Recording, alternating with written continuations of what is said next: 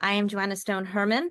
I am a partner at Oaklins de Silva and Phillips. I'm delighted to welcome you here today. I am also going to have the pleasure of introducing you to my colleague, John Matthews, who will be moderating the conference. But before we get started, I just want to tell you all, for those of you who don't know about us, a little bit more about Oaklins. Oaklins is one of the world's largest mid-market investment banking organizations. We have over 60 offices across 40 countries, and we focus on 15 different industry verticals. TMT is our most active vertical from an M&A standpoint. We have over 90 bankers globally. I co-lead the TMT practice, and we close hundreds of deals, TMT deals each year. And Oaklins de Silva and Phillips is the technology media vertical based in New York City. And we have been focusing on AI for many years now. In 2019, we held an ODP AI Summit with Boston Consulting Group and SAP. And more recently, we've had two previous Oaklins webinars, one about generative AI that was also with John Matthews, and another about AI in healthcare. So this is our third webinar on AI, and it is also part of our Oaklins TMT webinar series that we host regularly. So we're excited to welcome many of you back to our webinar series and hope you will continue coming for future ones as well. Today's session is going to be focusing on AI agents. So I want to spend a couple minutes of telling you why you should care. The global AI agent market is already estimated to be between 5 billion and 8 billion, but it is at least according to several forecasts, suggested it will grow to over 50 billion by 2030. That's a growth rate of 40 to 50%. And one estimate, and get ready for this, puts the global market by 2035, which is not that far away, at 216 billion. This sets the scene for what I think is going to be a very vibrant investment banking market, with a lot of M&A happening and needing to happen as companies need to understand how to integrate AI agents. AI agents will become pervasive in just about every organization over the next 10 years and will really affect M&A across AI, as it really, many feel, is the most important technology development impacting organizations today. Now I want to tell you a little bit about John Matthews, who's going to be hosting our event today and is going to be moderating the discussions. John Matthews has been working in AI and technology for many decades. What I think is unusual for an investment banker, and something that I think is a little bit unusual about our firm, is many of our senior executives have worked very deeply in the industries that we cover.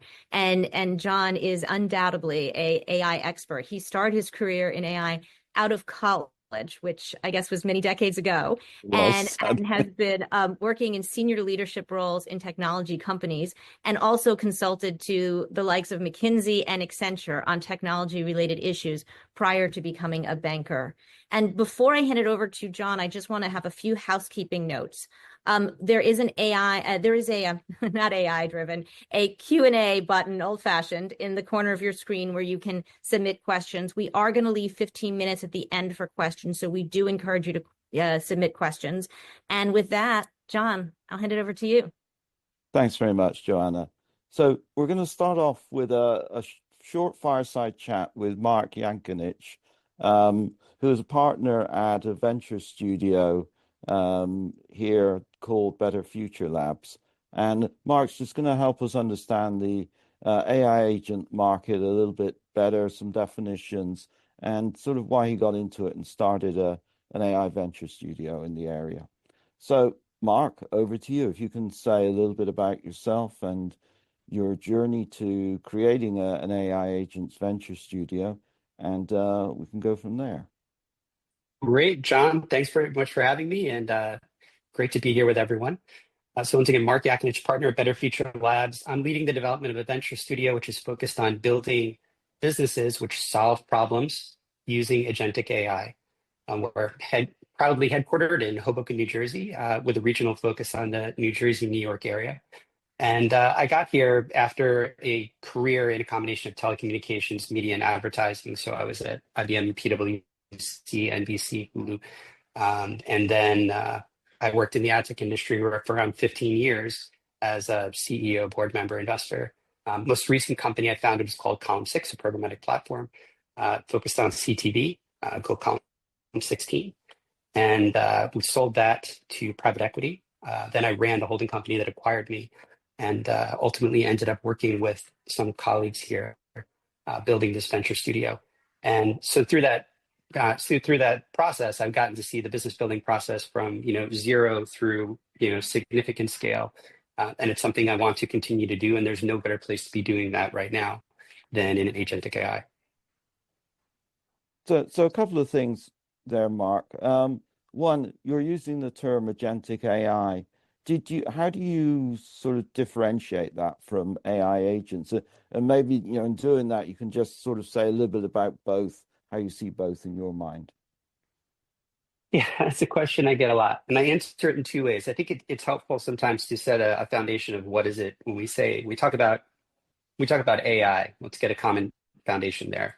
So when you speak with ChatGPT, you are speaking to a model, a large language model that is processing input, and it's using its capabilities and transformers to respond to a question. So you ask it a question, it gives you an answer. And that's kind of the boundary of a model. An agent references a model. So it's an agent, an AI agent is a software entity that accesses a large language model or a model for cognition and reasoning. But in addition to having that, let's call it a brain, the AI agent has also kind of arms and legs and a tool belt and instructions. So it is built and constructed to perform some task autonomously using cognition, access to tools, access to data, and access to instructions that you provide. Often, when I'm thinking about agents, I think about comparing them to a workflow. And coming from ad tech, you go into a system, a B2B system, you would fill in a bunch of fields, and there's a very linear progression of the data that is required in order to get an output.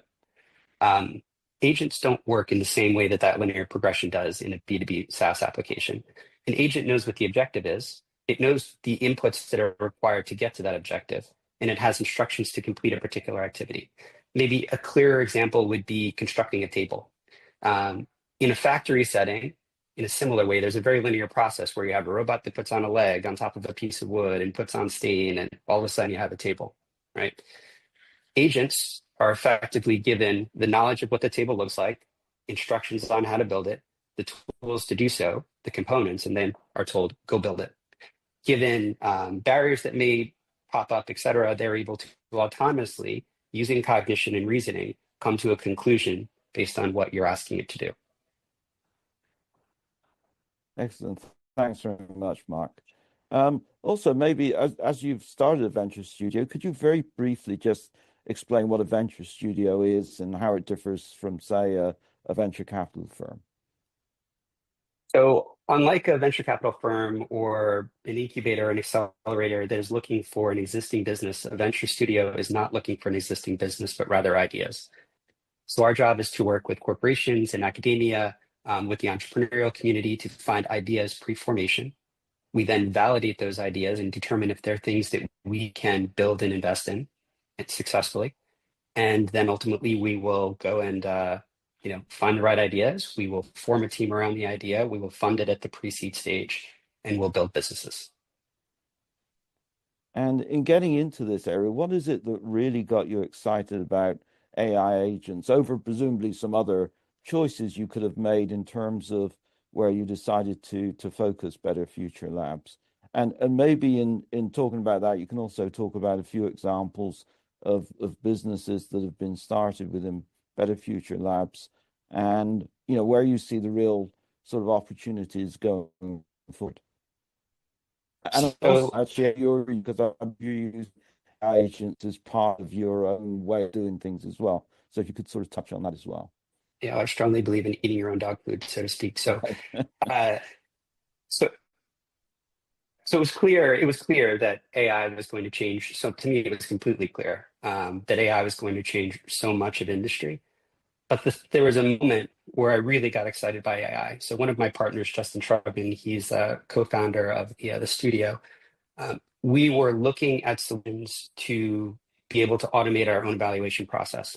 To give you a sense for what a venture studio does, we in the past 9 months have developed, identified, and screened around 80 concepts. If I were to assign an analyst to each of those to do the research that's required, this is pre-business formation, right? These are business ideas. If I were to assign an analyst to help me do that work, it would be like 15 analyst years. What we're looking for is some way to automate that process.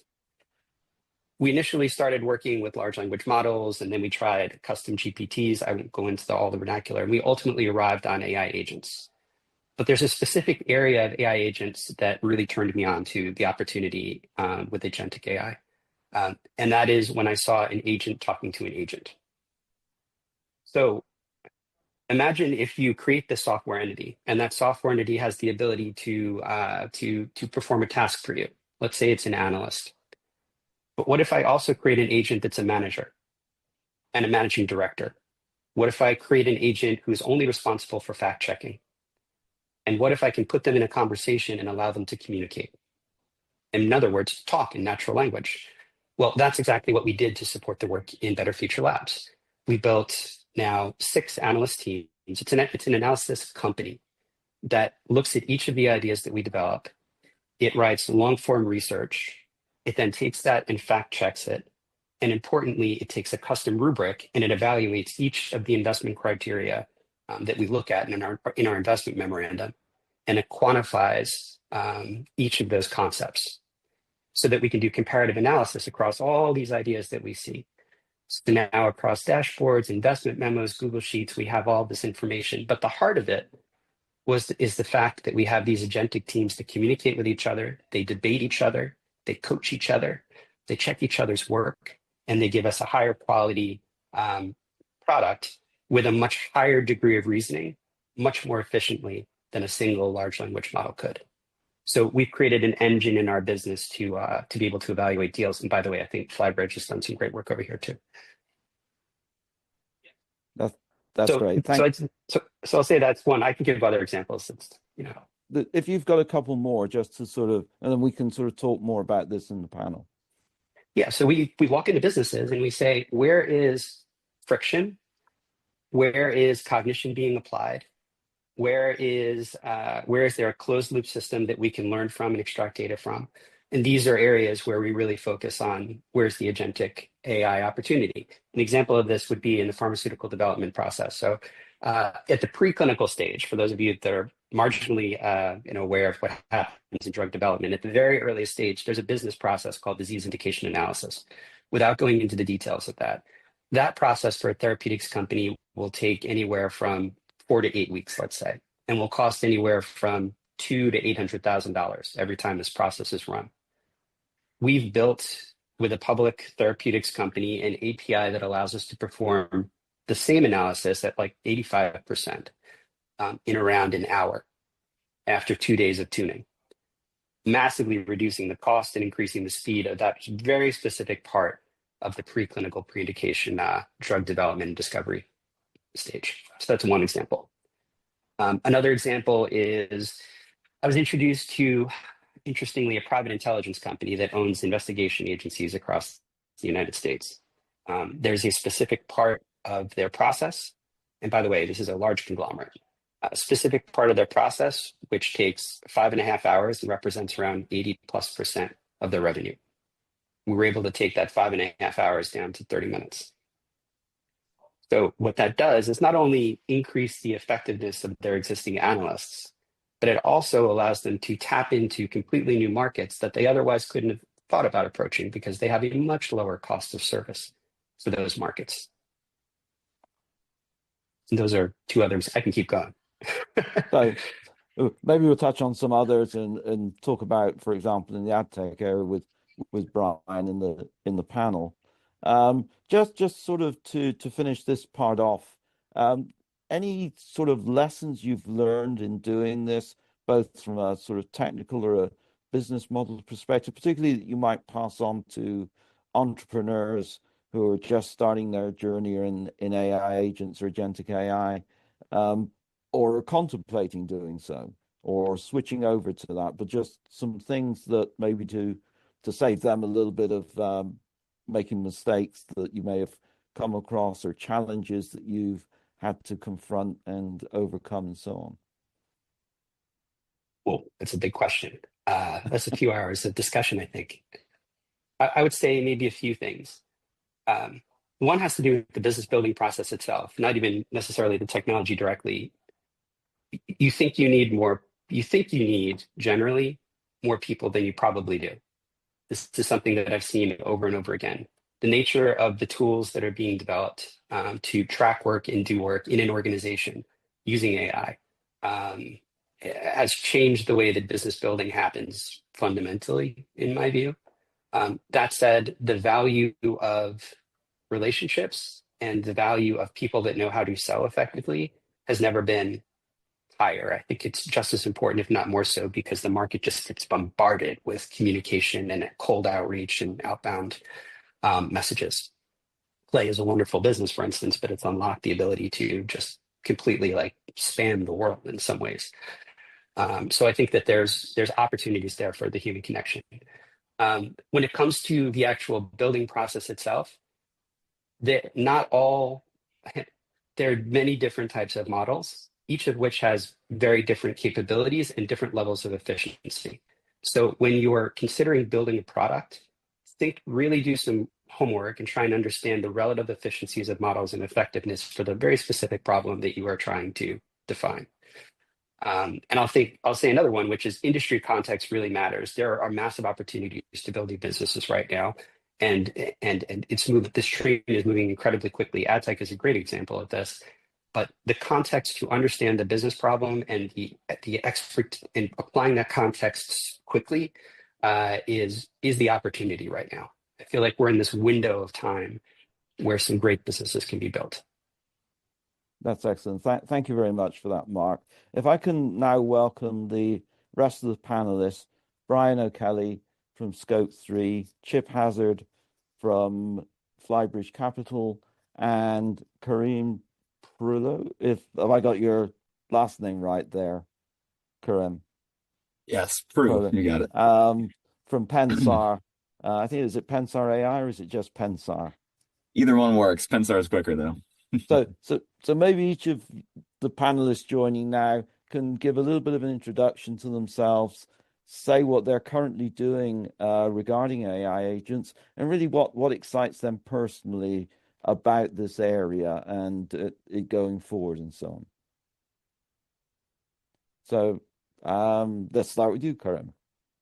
Yeah, sure. How's it going, everybody? Great to be here. Thank you, John, for having me. So my name's Kerem, one of the co-founders of Pensar. We are basically a security AI company. So what we do is we use AI agents to detect and automatically remediate security vulnerabilities in applications before they even hit production. And so some of the stuff that we're working with are, very kind of like sensitive private source code repositories from, companies in the Fortune 500 to even just, startups who are building AI agents themselves. And so part of the new kind of frameworks and products that we're releasing with AI agents is actually using agents to secure other AI agents. So that's kind of this kind of new paradigm of software that we're really excited about. And part of our central thesis really is that the amount of code and the amount of software that's going to be generated in the next few years is going to just exponentially increase. And so we need kind of this new paradigm of security tools to be able to actually secure those that new kind of software. Thank you. That's great. Chip, maybe if you want to say a little bit about yourself, Flybridge Capital, and what excites you and Flybridge about AI agents. Sure, sounds great. Thank you for having me. So Chip Hazard, I've been a venture capitalist investing in technology companies at the earliest of stages since 1994. So been around the block a little bit. I founded Flybridge in 2002. We are a seed stage venture capital firm based in New York and Boston, investing in ambitious founders, Kerem and Brian, although I'm not investors in either, I wish I was, that are building our AI-powered future. For me, having seen many technology waves, the overall space of AI is going to be the most transformative segment and change to business and society that we're ever going to invest and build and participate in. And so huge opportunities everywhere you look.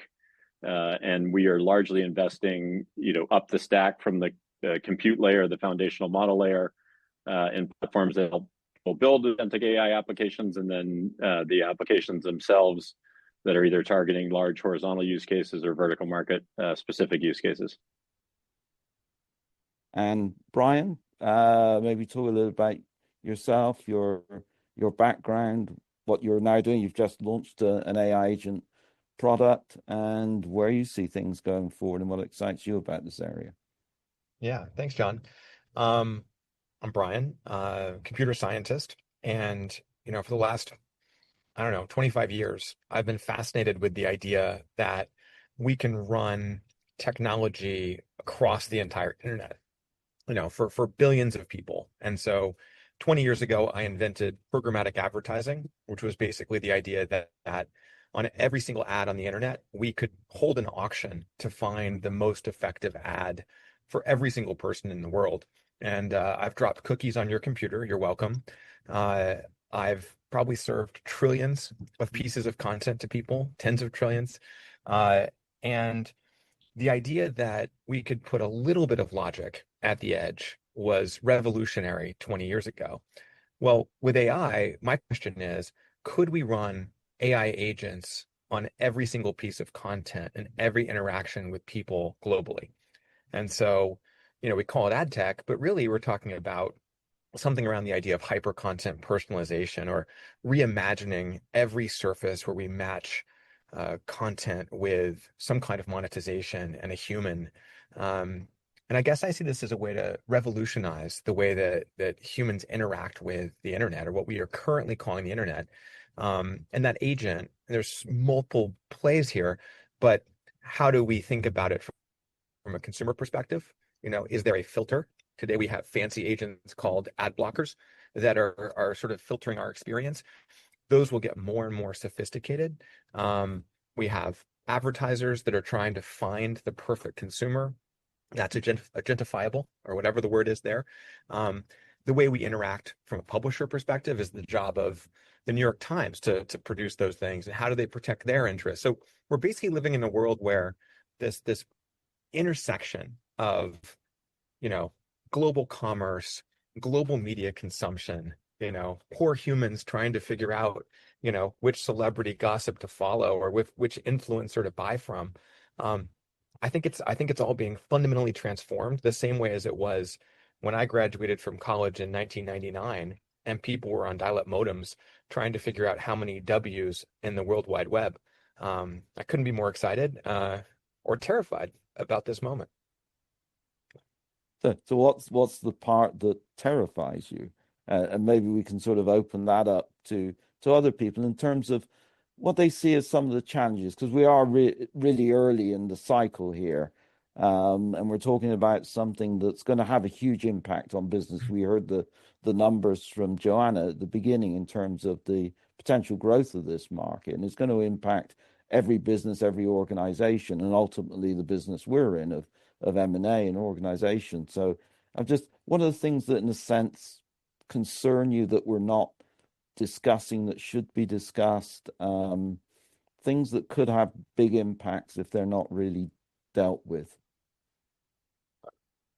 I'll go first because I was already talking about it, and then we'll probably lose everybody because everyone's going to have to cry. But, if you thought Cambridge Analytica was scary when people were leveraging Facebook to gather sensitive information, or if you're worried about the ability of, let's say social media and advertising to tip a population to elect a demagogue as president, or to incite massive anti-government protests in, say, Egypt, what we have now, that's just the beginning, the baby steps towards what we're going to see when we have an agent that can deeply understand, human motivation. And, if you think about the power we have here to subtly or even blatantly change the way that people interact with the world, increasingly digital, everything we see is coming through devices. And our understanding of reality, our understanding of even bias or everything else will be tainted or manipulated by this. I was in front of the US Senate Judiciary Committee a few years ago, and Lindsey Graham asked me, could Google be manipulating search results to bias against conservatives? And I said, I mean, sure. Like, I don't think they are, but like they could. Imagine that, though, with the power of agents behind almost every single thing we experience as consumers. I think that's what makes me nervous, but it also makes me optimistic because there's something really powerful here. I just don't think we know how to harness it. If we can't even see it, discuss it, think about it, if cookies scare you, just wait. So Chip, now as we wipe the tears away from our eyes, maybe you can sort of say something, and actually where you see perhaps opportunities for investors to come up with some solutions for what Brian's talking about. Yeah, I mean, obviously, some of the solutions or concerns that Brian's talking about are very broad and very societal, and I think we're heading into an environment where our ability to discern, truth from non-truth is going to be increasingly complex, and so that's certainly a broader issue. I worry a lot if we're talking about worries. The promise of agentic AI is that we're going to automate a tremendous amount of jobs to be done. And so what do we do with those jobs that are now being automated, and how do people reinvest their creative and intellectual talents into other areas? I think is going to be a big transition from a society perspective, but from an investment perspective, that's the promise of AI agents. And the easiest way to think about AI agents is sort of on a scale of autonomy, and today we're moving down that path. If you think of an autonomous vehicle, a Waymo driving around the streets of San Francisco, that may be a level 5, level 6 level of autonomy.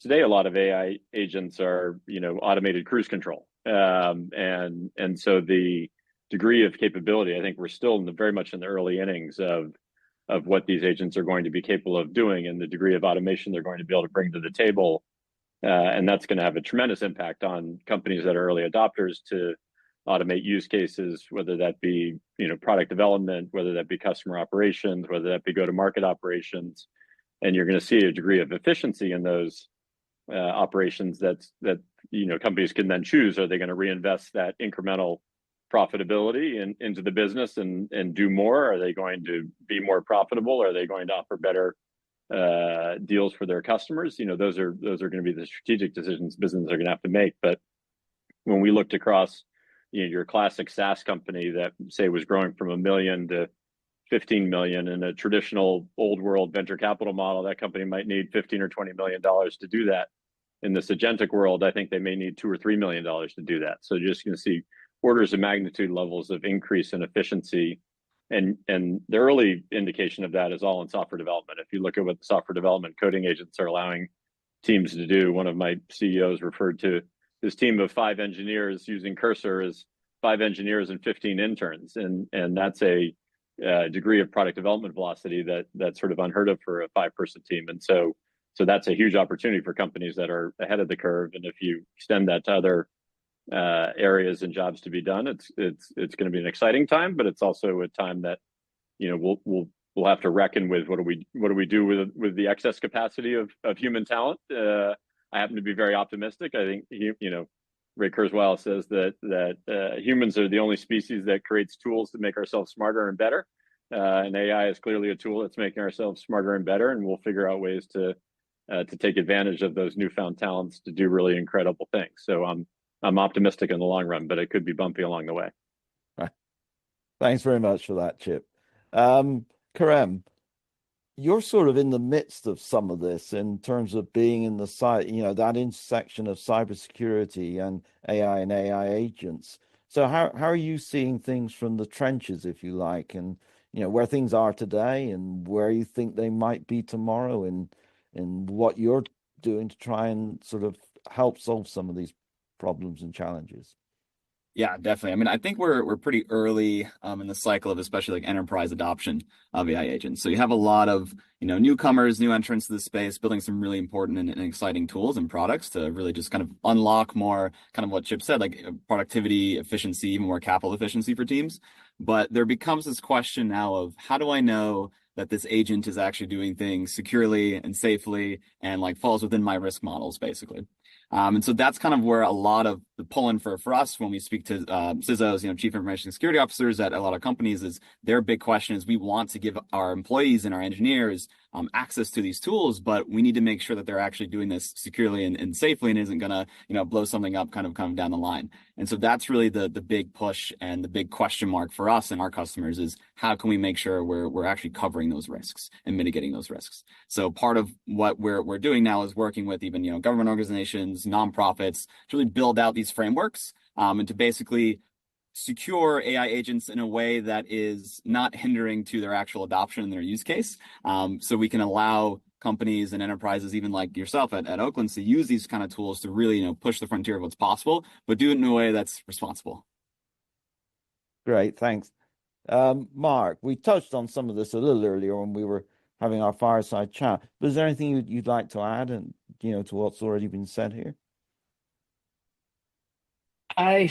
Listen, generally, I think that from a concerns perspective, I share all the concerns that everyone mentioned. In fact, I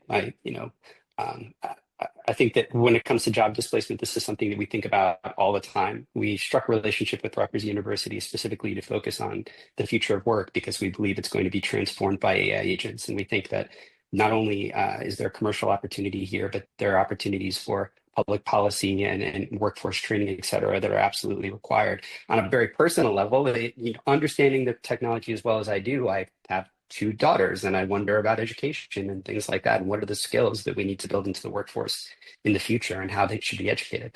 So on a personal level, yeah, I think that's my final comment. I feel like we beat this one up about risks. But I also share Chip's optimism that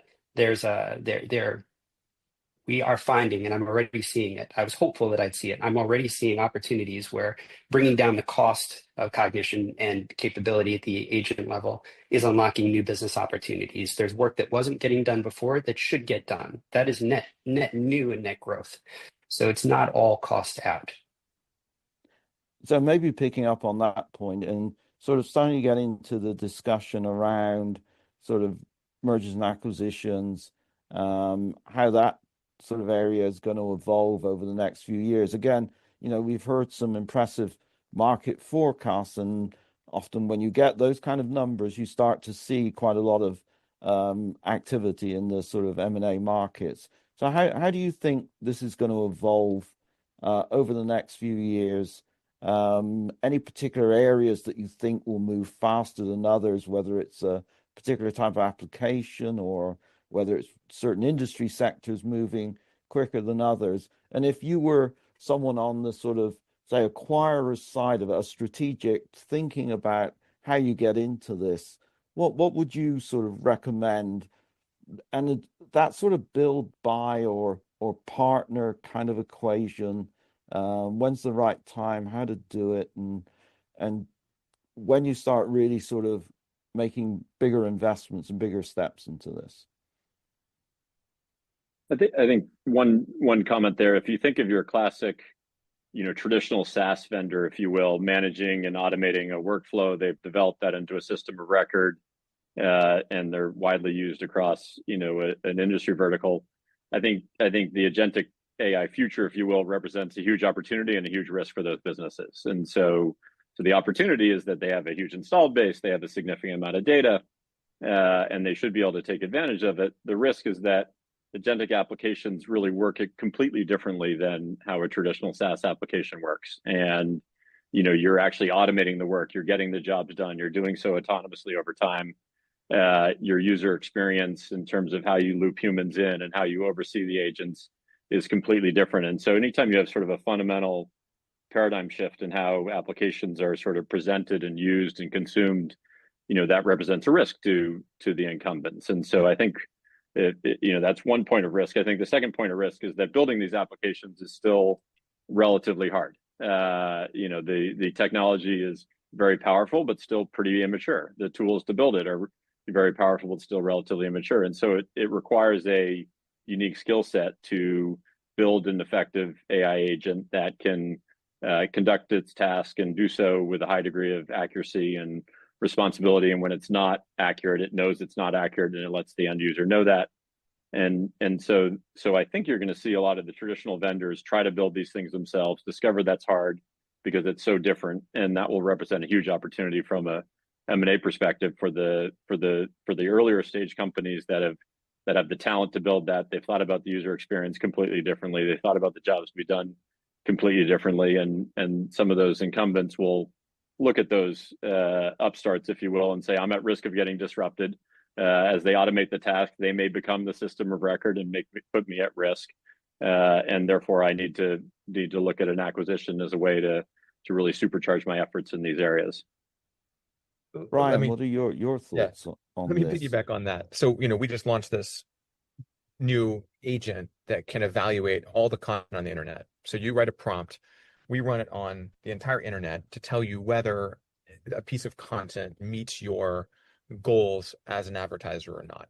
And it's kind of unprecedented to think that you could, if 6% of the content on the internet changes every hour, the idea that we could, at that speed and scale, take the advertiser's intention and translate it into the entire internet is incredible.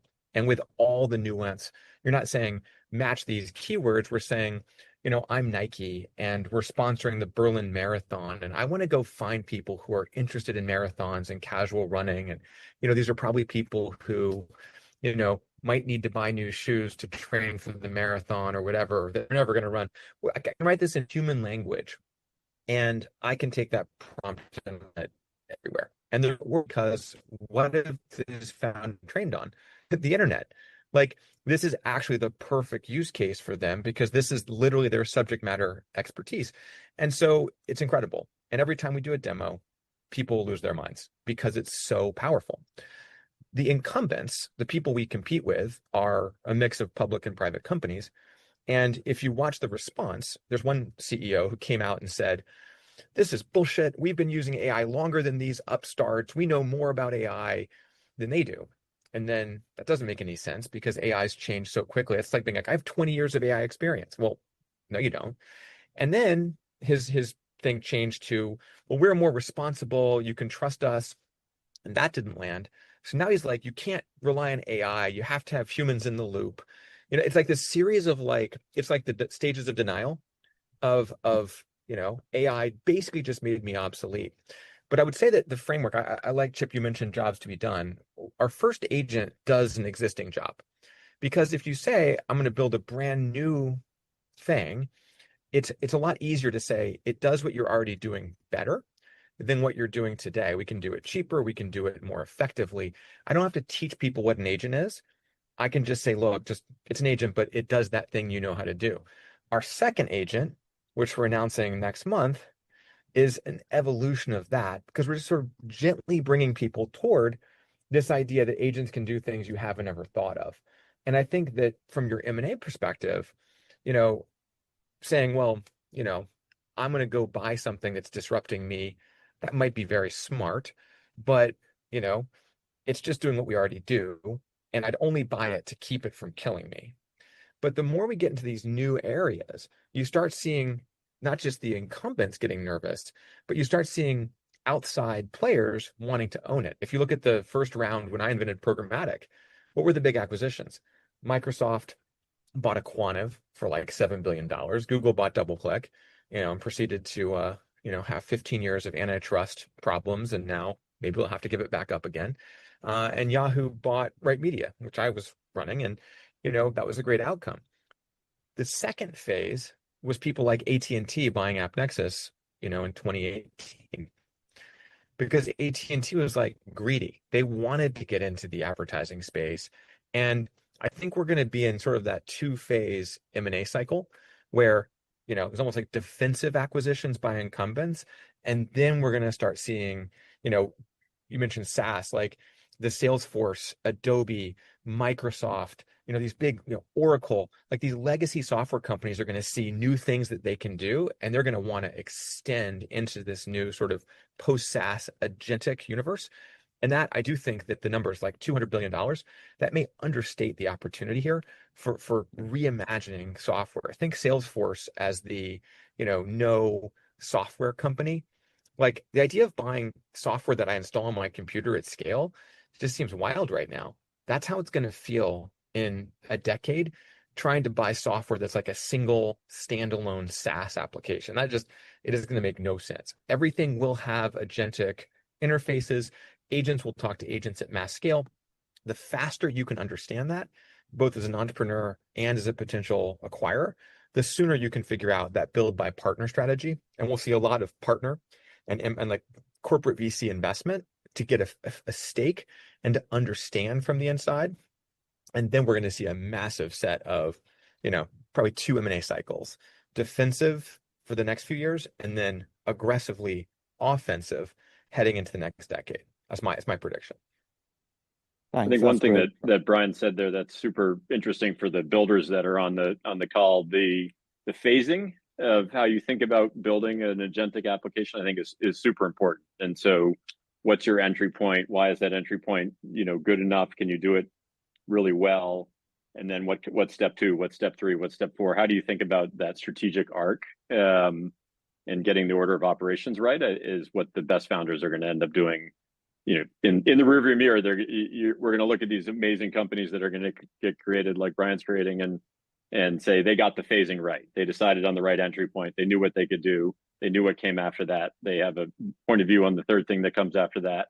And so for the founders, that's what a really important aspect of thinking about the strategy and how you evolve your business over time. I do wonder about like it's like an impedance mismatch between an AI startup that's acquired and some of the larger corporations that might acquire them. Because in my observation, I'd be interested in Kerem's perspective on this as well. Any of the AI native application companies, verticalized AI apps, move so much more quickly on the front end, on the back end, on every facet of their business, that the idea of larger corporations, this requires real change management in a way that traditional B2B SaaS applications didn't. This isn't workforce acquisitions and rationalization. I'm taking in a skill set and I need to figure out a way to infuse that skill set into my organization so that it's native. And that's a non-trivial problem. Yeah. I mean, it's interesting. I've seen this strategy come up too, where it's basically you have some company that's AI native. They build an AI agent for some critical workflow, let's say in some, legacy, I call it industry, and they end up going and buying these industries and then verticalize them and tech enable them. So now you have, for instance, insurance companies or some sort of SMB middle market company where you have now this, instead of software as a service, you now have this service as a software kind of paradigm. And so that's been a lot of interesting, kind of M&A activity, I think, in that space where you have these small startups going and buying even these bigger kind of like middle market enterprises to tech enable them. That's great. Thanks very much. Just as a sort of final question before we sort of go to general Q&A from the audience, there's been a lot of discussion here in that sort of comparison with SaaS. And as you know, a lot of acquirers, investors have developed something of a muscle, a metrics-based muscle for evaluating the opportunities. There's discussion now that some of the business models in the SaaS world are just not going to work in the AI or AI agent world, that the sort of subscription pricing model may not work, that usage pricing is going to become more predominant. We've seen Salesforce sort of themselves go in that direction.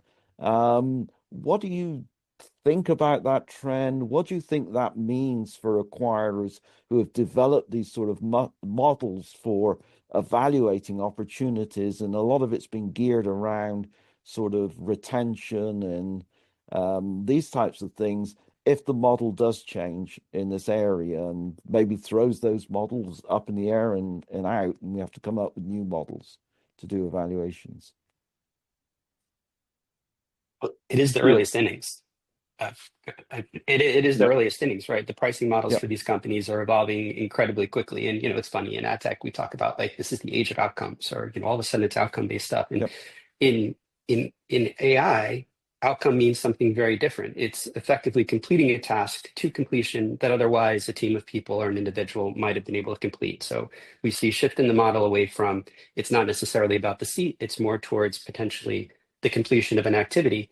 And as an industry, that's incredibly exciting, because all of a sudden you can you're not thinking about a $5,000 license. Potentially you're thinking about a lot more value if the systems that you're providing and supporting can deliver definable measurable outcome, which is I've done a task that either was done differently before or a task that couldn't afford it to have been done before. That makes sense.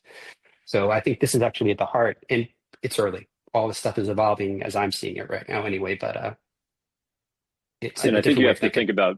think about market size completely differently. And so you look at some industries and you say, oh, they spend 5% of their of overall revenue is spent on technology or something like that.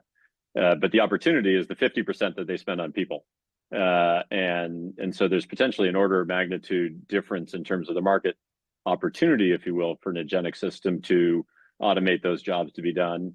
Obviously, the person that's providing that technology is not going to capture the full value of the jobs they're displacing, if you will, but that's that potentially changes how you think about size of the market opportunity, and therefore that's the opportunity for the smart acquirers that sort of see that earlier are going to recognize that their leading metrics are going to be around engagement or around the degree of automation. They're going to be those considerations, not how your per seat pricing model, because that's going out the window for sure. Well, and Waymo is a great example of that. I was in San Francisco yesterday, and one of these Waymo cars, like I sort of like walked in the intersection, it stopped, and I waved like I would with a real driver. And I look, and there's no one there. And I just had this moment of like, where is that driver? Like, who's the human that would have been driving that car? But when you get into an Uber, you're paying for a ride. You don't really need to pay a human. And I think the challenge for a lot of these things is if the value capture is the human value capture, the uncanny valley is what I worry a little bit about, which is my Tesla, which I still have to keep my hands on the wheel of. It's not quite good enough. And so I'm not just paying for my non-self-driving software. I also paid a lot of money for my car, and I still have to keep my hands on the wheel, and it beeps at me if I glance out the window. It's all the worst parts of it. I would rather not have any of those things than be nagged by my non-self-driving car. And so I think there's that 5 to 50 idea is massive, but it might be from the other side as a customer, I'm paying 10 for all this fancy new software, and I still have to have the 50 of people. Yeah. You saw this in overall productivity numbers with the rise of the internet.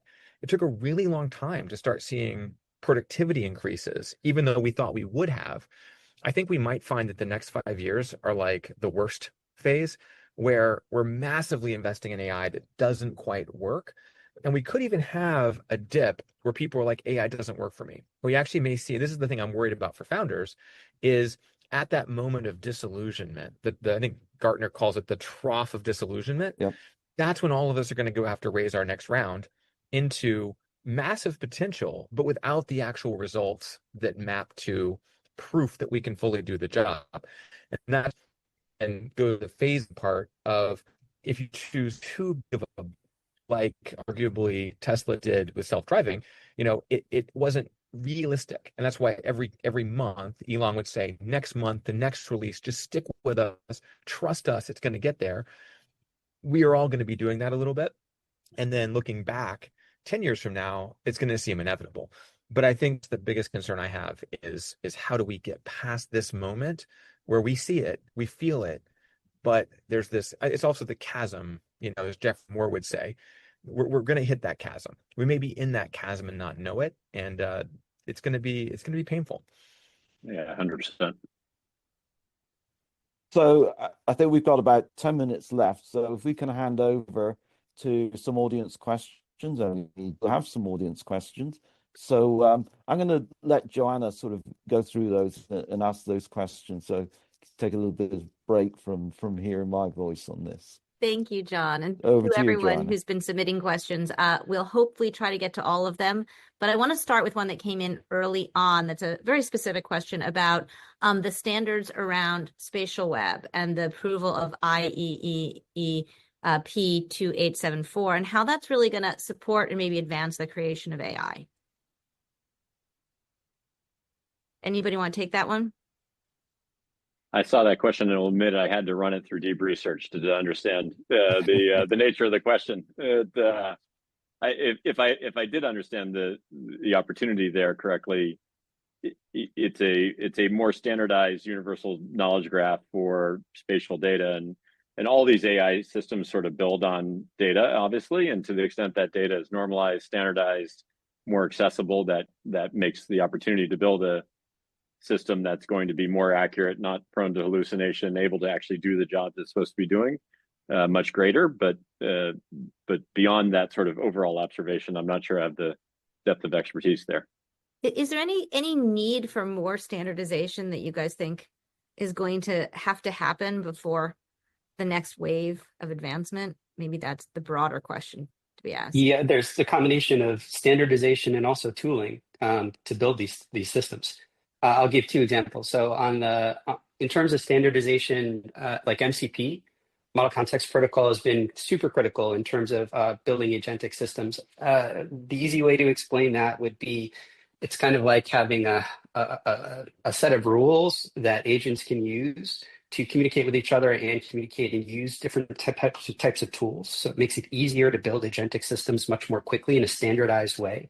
So everybody you can just build more quickly across systems. So that type of standardization definitely makes things go faster, and it's happening right now as one example. What's another? Okay, I'll stop there.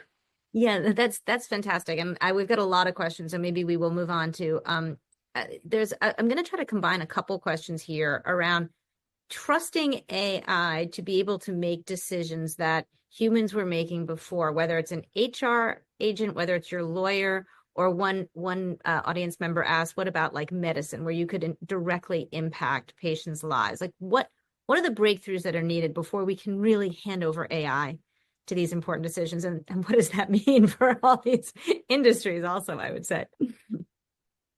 Yeah, definitely. I mean, we're kind of in the space now where most of the agentic systems still have human in the loop, right? So at the end of the day, it makes a decision. You have some human and say, yes, this is a good decision. No, this is a bad decision.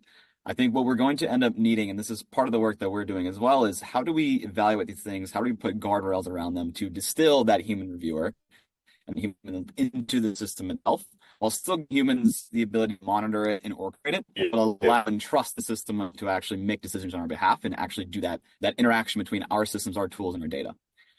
So it's still sort of an open question, I think, as to what that form factor looks like, and exactly what sort of human behavioral shifts have to happen, and what sort of actual quality increases in these models and the software have to occur for us to be able to trust them and actually use them in those sort of like really mission critical use cases. But I think really it's just some sort of framework, some sort of evaluation and guardrails that allow us to automate that sort of human loop review. I think Chip said it was like having a swarm of interns, and that's my experience. I was vibe coding yesterday, and it was like having the most eager and ineffective interns ever. Like everything they did was pretty dumb, but I could be like, no, guys, that's not how you do it. And then I would just go do something else. And then 5 minutes later, ding. And I'd be like, oh my gosh, like, no, you got to write test cases, guys. Come on. I think the paralegal model is one that I like, which is that if I'm trying to research something as a lawyer, I could have a paralegal or a associate run off to the law library or search around and bring me back a bunch of material. But that's very different than saying, go put that in front of a judge. And being,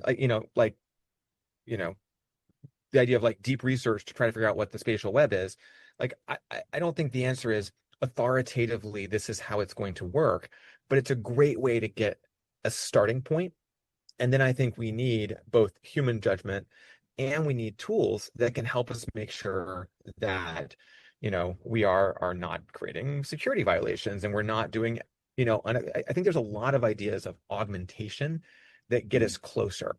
And so I think if we're trying to augment humans with these capabilities, I like to joke about Siri, which is the least reliable agent. Like I swear, like 90% of the time I ask Siri for something and I just get so frustrated, I just swipe off and I just do my own search or whatever. But I have the opposite experience with my friend Claude, where almost always when I ask Claude something, I get something useful and valuable. And I think that is, obviously, I'm not a lawyer, I'm not a doctor, I'm just an entrepreneur. But my experience of this is that the more leverage I can get, the more time I can spend with humans, the more time I can spend on, judgment and ideas, and really trying to deeply understand the broader context. Using my self-driving car analogy, where are we going and how do we get there? not, steering my steering wheel, trying to avoid potholes. And I think that's the beginning of this, enlightenment of humanity. But I don't think we skip straight to, I like use my phone to scan my leg to see if it's broken. Like, I don't think we're there yet. Yeah, I think explainability is a big issue as well. So if we're able to, a lot of these models are, they're sort of like black box large language models, right? We don't actually understand. Some people, there's research to understand how they actually work, but we don't really understand why they make the decisions they make. So being able to understand and see the explainable sort of, here's my input, here's my output, here's why I arrived at that decision is going to help kind of push the field forward and build that human trust.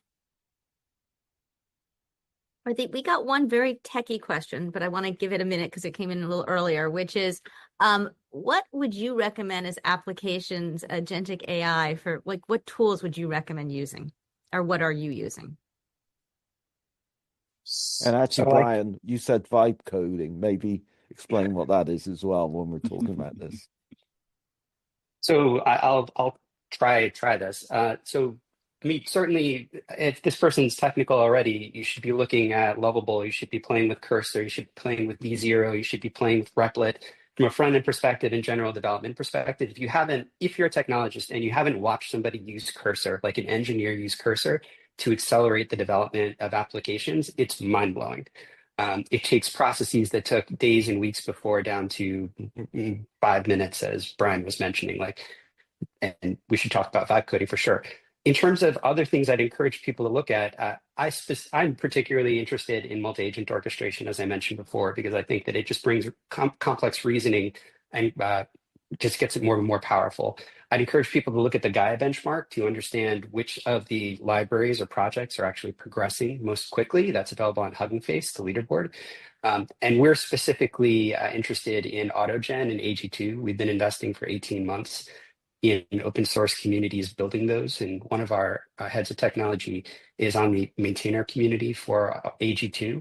So AutoGen and AG2 are great multi-agent, very capable multi-agent orchestration frameworks that you should be looking at.